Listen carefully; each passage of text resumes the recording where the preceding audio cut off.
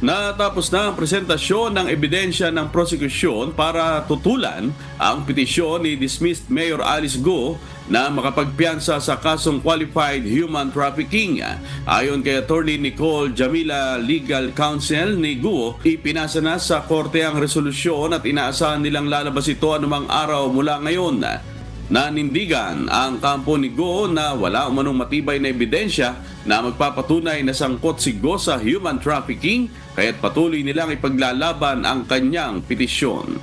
We understand na maraming concerns, maraming accused, marami ding mga witnesses na present si prosecution. So, hindi kakayanin or hindi na kaya talaga kasi tapos na yung 30-day period. So, I think I can't say kung kailan, pero anytime siguro up from today or from submission is anytime